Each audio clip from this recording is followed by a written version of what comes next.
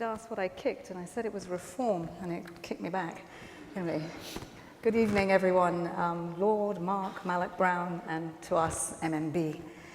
Dear friends, including the Muppets, really delighted to join everyone here today and to pay tribute to someone who is an inspiration to many of us. And I'd like to give special greetings to Nan, who, as in Africa will say, our wife. But also to her very special family, as we see them here, Nina, Amma, and Kojo.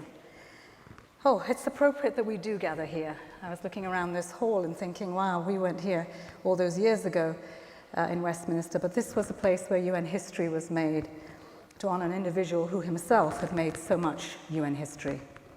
I see many, many good friends and colleagues, and we had started a conversation earlier this morning about what we do to raise even higher the ambition of the Sustainable Development Goals. Kofi's spirit lives on in bringing us all here today through thick and thin, and we know some of the barriers that we had to cross to get here. But it's nearly a year since the shocking news of Kofi's passing hit us. And I decided to wear this really bright color because today we're going to celebrate him.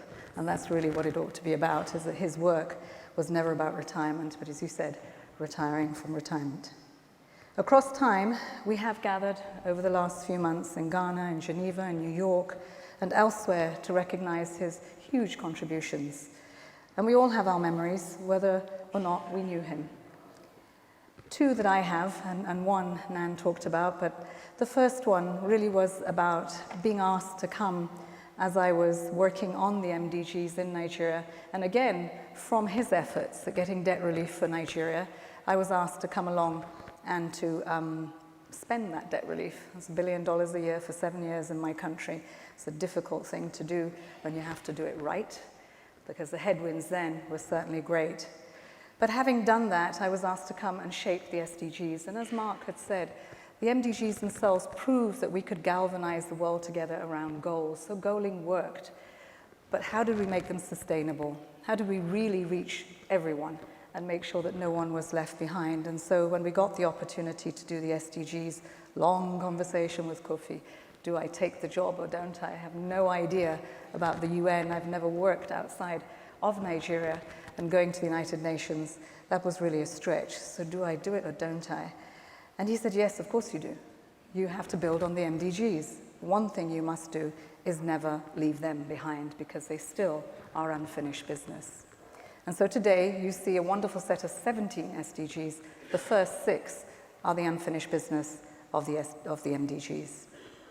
Through those 4 years, he was my touchstone. Every time we looked at challenges that we thought were impossible, how we brought the General Assembly together, how would we introduce Goal 16, one that mattered so much, strong institutions, the rule of law, human rights, something that we thought member states would never agree to. He always had an answer, and it was always about going back, either to the drawing board or to draw on people and partnerships to make it work. So, of course, once we got the SDGs, my job was to go home and try to implement them. And that was a huge challenge, but one that I really look forward to, because 4 years of trying to carry the cats, herd the cats, right, was really tough. It was a collective effort, and there are so many of you here that have contributed to the ambition. Going back to my country, Nigeria, and to be given the job of Minister of Environment, just about 2 weeks, I think it was, before Paris, which is another hurdle, was an amazing privilege.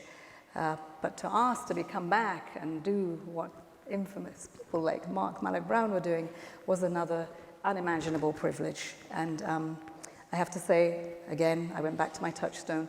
Do I do this job or not? Yes, of course you do. And off I came. But then we took on reform.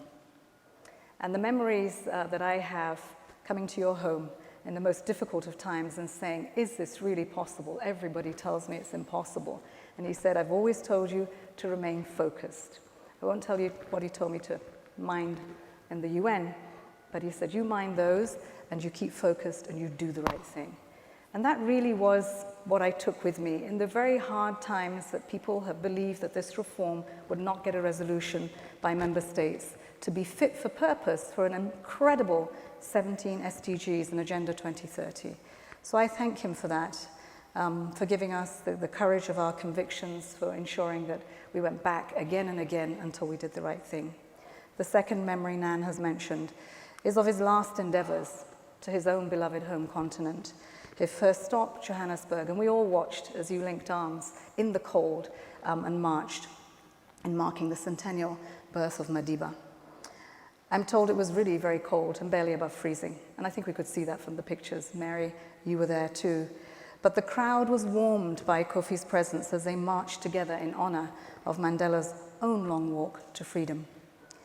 I watched from afar as he then went to Harare, where he, Mary Robinson, Graça Machel, and the rest of the elders sought to support the people of Zimbabwe as they came to the eve of their critical elections, a key step in their democratic transition, many of which we are witnessing today in Africa, from Sudan to Algeria. During the visit, I understand, and it was Mary who told me, he spent extra time with young Zimbabweans talking not only about their broad aspirations for democracy and prosperity, but also about the nitty-gritty practicalities of constitutional order, effective institutions, and good governance.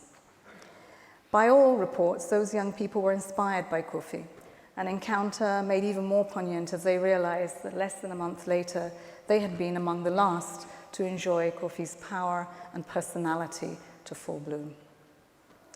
There is a common arc to many careers: commitment and passion, the action, and then the rest.